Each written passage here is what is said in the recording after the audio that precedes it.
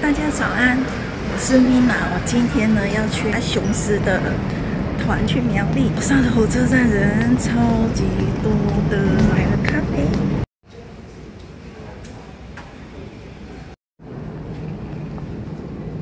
为什么这次想要去参加这个最爱你的活动呢？爱是艾草的爱。那这一次是跟雄狮旅行团去，因为我去年的时候呢，我就有介绍过齐白石的粽子。那这一次呢，我想来介绍艾草。因为呢，起源是我看到了张大千的《武瑞图》，前的人就很聪明哦。好，这么的可怕，那我就要用5种的毒物来对付你。所以他们的这个指的是菖蒲、艾草、石榴花、蒜头、龙船花5种植物。雄狮安排了这一趟的端午最爱你行程，这名字取得太好了，爱就是艾草的爱。我们可以深入的去了解一下，到底艾草可以做成哪一些东西呢？当然客家的艾草粿是最有名的，所以这次呢我会做3个有关于艾草的衍生物品这样子。那我现在做的就是粿，艾草粿。其实老师都已经把这些半成品都弄好了，那里面的材料我们就是会看到萝卜丝、香菇、虾米，就是最经典的客家会放的东西。那我们就是只要用我们自己的巧手包进去就好了。那这个我们是会在这个芭蕉叶的背面抹上油，好，这样它才不会粘黏，然后可以发挥自己的小创意，就是包出你想要的任意形状哦。艾草是最盛产的时候，其实是客家人最重要的艾板原料哦。这个艾草叶有很厉害的解热、滋养效果，还可以治头痛，就是也有叫做女人草，它可以抗菌、抗氧化、减脂、降糖功效。看来我要多吃一点啊。然后再来的话，我们就是会炒艾草茶。这个炒艾草茶超香的，首先就是要先把这个艾草炒干，先揉好，炒干。哦，有香味了。第二步呢，因为这是小量的制作，因为今天这个过程我才知道说，哦，原来艾草还可以拿来喝，我才可以知道说，哦，原来艾草喝起来这么好喝。哇！为了增加风味啊，里面会放这个铜锣香的杭菊、红枣、枸杞，还有甘草片。哇，这一听就是非常的营养丰富又好喝啊！我们在做那个艾草茶，还有艾草粿。那现在在蒸，就是我们刚都是自己包啊，然后15分钟之后，我们就可以吃我们自己亲手做的粿了。那现在正在煮茶当中，这样子，那就是艾草。忘记问说要煮多久，超香的。然后现在正在蒸这个粿，蒸艾草粿，生甘茶，还有这里的绿茶、柠檬红茶，当然还有这边的工艺品。真可以弹。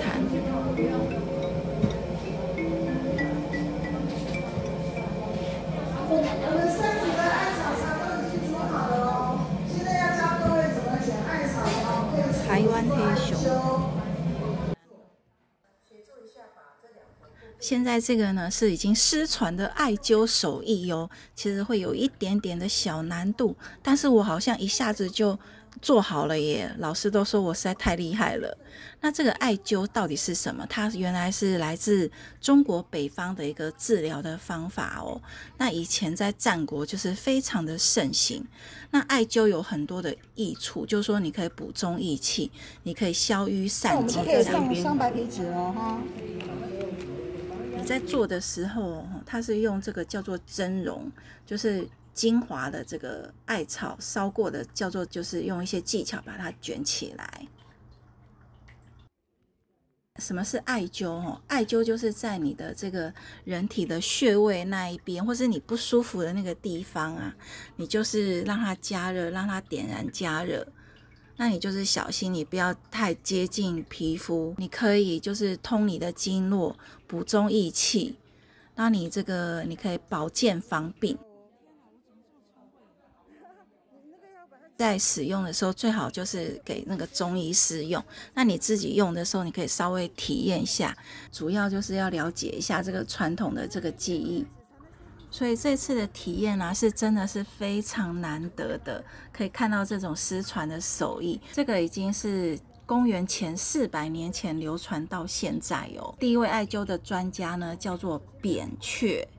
他也写了非常有名的《扁鹊内经》，专门来探讨艾灸跟针灸的好处。因为来这边体验这个艾灸啊，我才知道，就是老祖宗啊用这些艾叶啊，如今有文字的记录，已经有4000年的历史。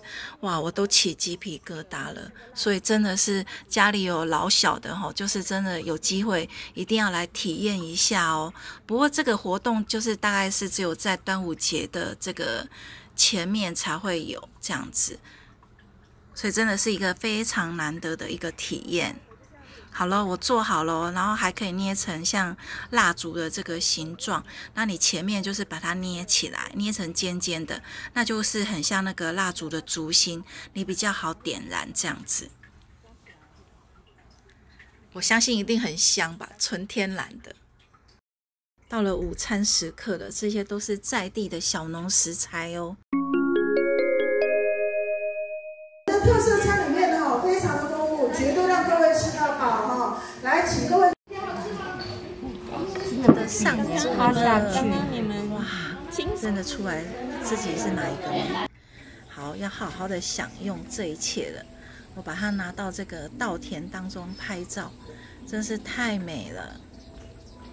你会赞叹这个台湾还有小农的这淳朴跟台湾的美丽，还有这食物的美味啊，超级感恩这样子的一个时光。有这么多的小农愿意把这些的制作过程分享给大家，真的是很感恩，好好的享受。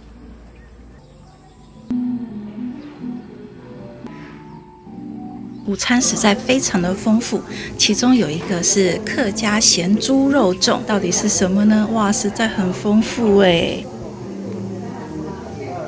然后上厕所的时间啊，真的是艺术厕所，里面呢竟然是这边的人画的油画哦，都是这边的景观的一些动植物啊、鸟类一些生态。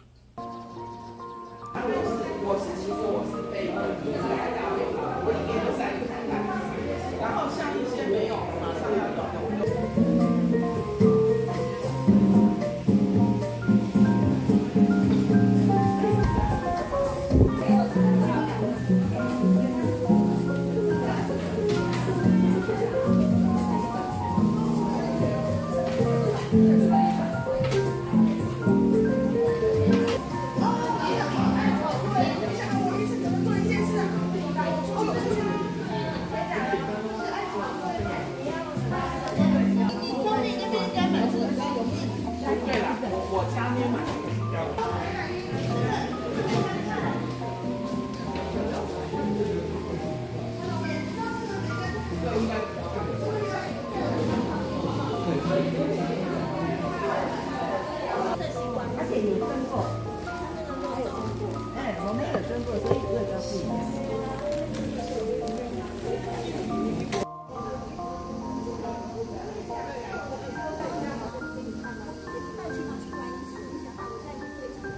怎么卖？一颗差不多20多块。那我给我6颗好。6颗吗？好。就是明天或者是你要吃脆的还是软的？